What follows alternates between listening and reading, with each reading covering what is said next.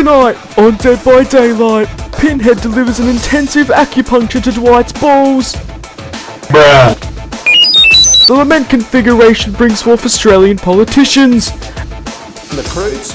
And this is what Zero Leviathan does to an MF. Only tonight on Dead by Daylight.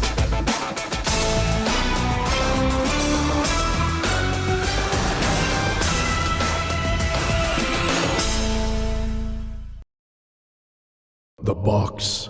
You opened it. I came.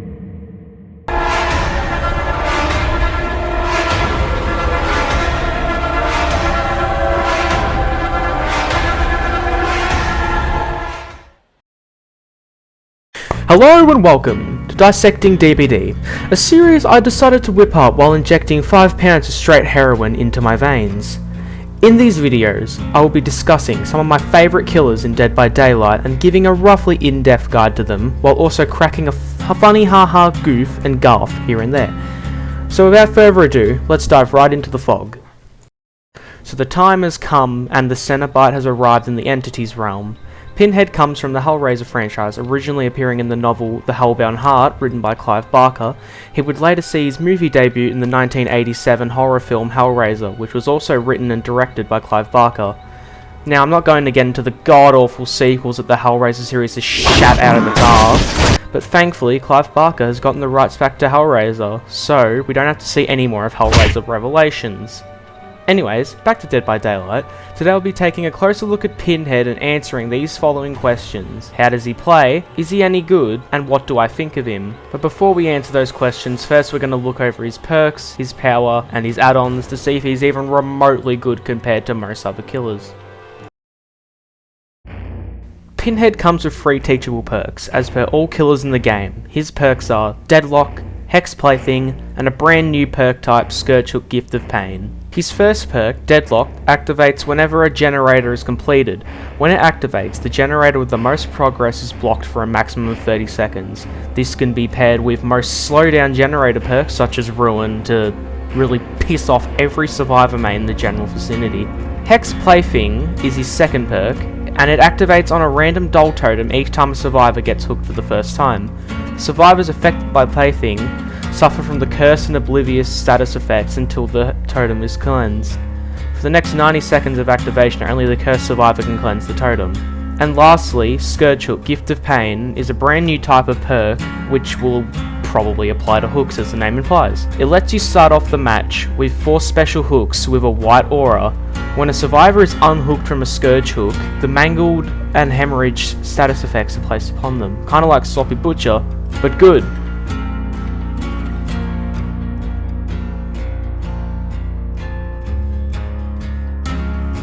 Pinhead's power allows him to use the secondary attack button to summon forth chains with his secondary ability button.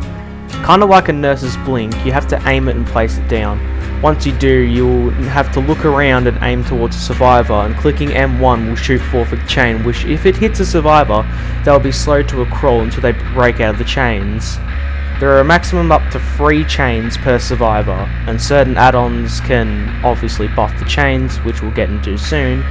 When survivors are bound by chains, they cannot fast fall over pallets or windows, but they can still for some ungodly reason drop pallets.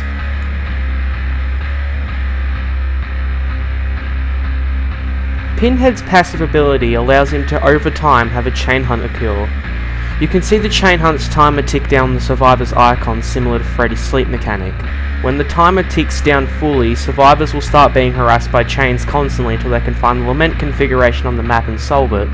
If they solve it, then the chain hunt timer is reset.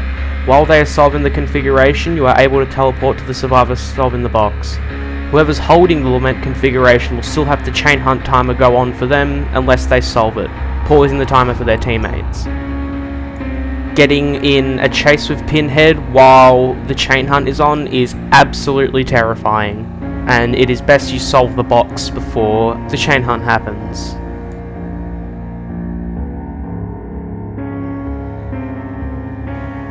Alright, now for the tier list, I'm going completely off script, so I have no idea what the fuck I'm saying. And if I do, then, well, boo-hoo.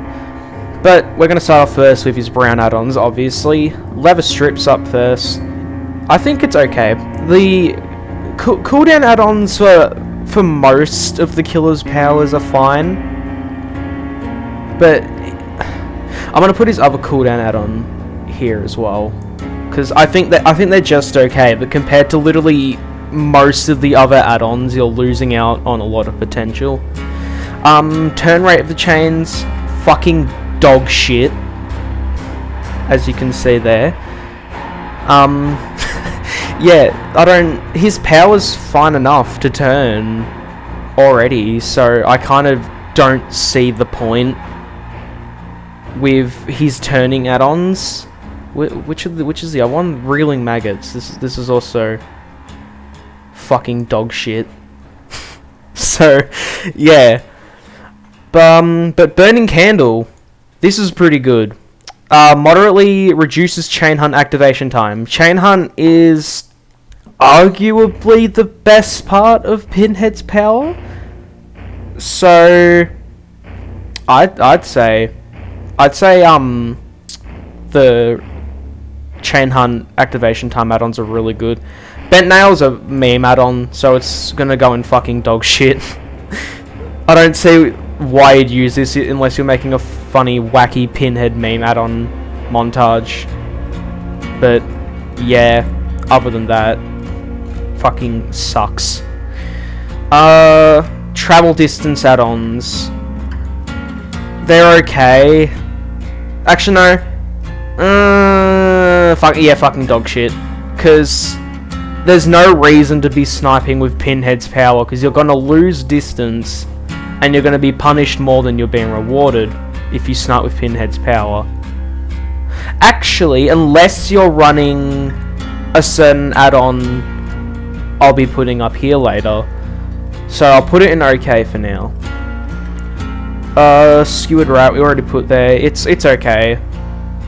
It's okay, I guess. I might put it in nice, actually, because I don't know. It's good to have cooldown add-ons sometimes on a lot of the killers, and with Pinhead, it's just better because you can just keep throwing fucking chains at the survivors.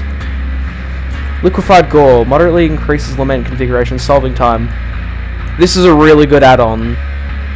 Actually, I'll put it at the very top of nice for now. But this add-on and its green counterpart are so good. Really good. Flickering Television moderately increases maximum gateway casting distance. Oh, I am very mixed on this stance. I'm gonna put it in okay. It's just okay. That I don't have much else to say about it. Torture Pillar. This is really good. This is the rare version of the candle. So good. It is a really good add-on, and it's just really good. And paired with a couple of the other add-ons coming up, it's really good. Slice of Frank. Survivors countering the Lament configuration suffer from the exhausted status effect.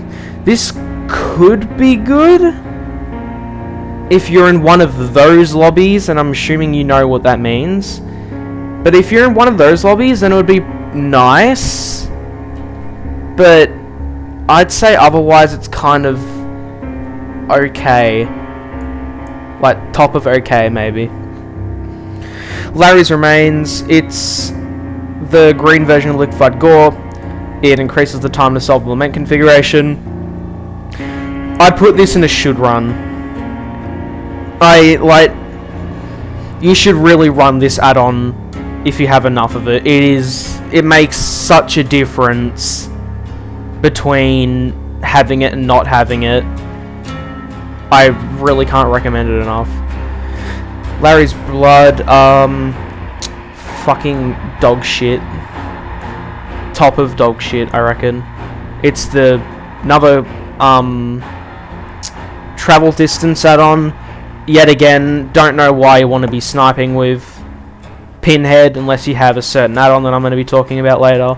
But yeah. Frank's Heart is just above the TV. It's gateway casting distance. Don't see why you'd also need this, but it's moderately better than, you know, fucking dog shit. What do we got next? Original Pin. Original Pin's pretty good. I'd say it's like the top of nice. Yeah, around here. Survivors who break free of your chains suffer from the deep wound status effect. So it's kind of like Legion but good in a way. It's good to run. I see no reason not to run it sometimes, but there's just a lot of better add-ons. Impelling Wire. This is another should run add-on. Very good, especially in indoor maps and any fucking cornfield map. Any cornfield map, any indoor map, you should run this. Such a good add-on, and yeah, you should run this. Greasy Black Lens. Yeah. I forgot to fucking explain this. Yeah, Impelling Wire summons an additional chain when a survivor breaks the chain with the environment. So if they like run to a car or some shit in like Autohaven, then they get another chain, which is cool. Greasy Black Lens reveals the survivor's auras if they're hit by a chain for 6 seconds. These two together are very scary add-ons. You could run these two together and it would be really good. And that's why I'm putting them in should run. Chatterers 2. Fucking dog shit. I don't know if this is a meme add-on or not. It reveals Lament configuration to you, but when you pick up the configuration, it deactivates a chain hunt, and you gain the undetectable status effect for 12 seconds. It's fucking dog shit. What else do I need to say? Nothing else, really. Iridescent Lament configuration. While a chain hunt is inactive, survivors beyond 16 meters of the Lament configuration cannot see its aura. It's pretty good.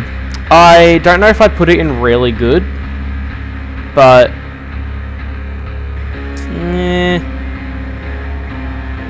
yeah, I'd put it in really good.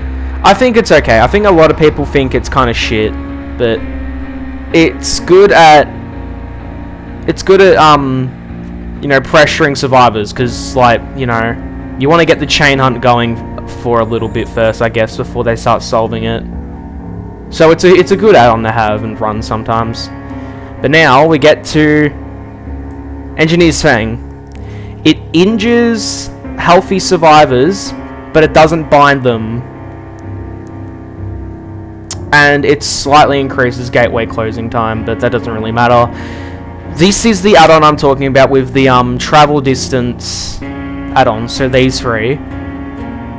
So you could essentially go for a sniper Pinhead build and it would kind of pay off. You could essentially just injure everyone, like, in the very early game and, like, apply a lot of pressure. It's kind of scary. And it's kind of really good. So yeah. So those are my add-on takes. It's not objective, although this is objectively dog shit, so you're not going to argue with me otherwise on that. But yeah, other than that, let's move on with the shit.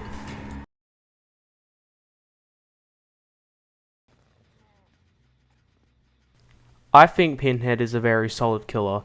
His high skill cap with using his chains and his ability to put pressure on all survivors in the trial with his chain hunts can make him a very scary killer to play against and a very fun killer to play as. I still have no idea where it stands at the higher level of play, or God forbid, competitive Dead by Daylight. But for what we have at the moment, he is a very solid killer and arguably, in my opinion, one of the most balanced killers behaviour has ever added thus far. So, should you play Pinhead? Yeah, sure, why not? But, is he faithful to Hellraiser, and will Hellraiser fans enjoy him? Absolutely. I can't stress enough that he is absolutely... He's one of the best adaptations behavior's ever done. Like, bar none. Awesome. He's so good. So good. Kill me. But anyways, that's going to do it for today's episode of Dissecting DVD. Until next time, see you later.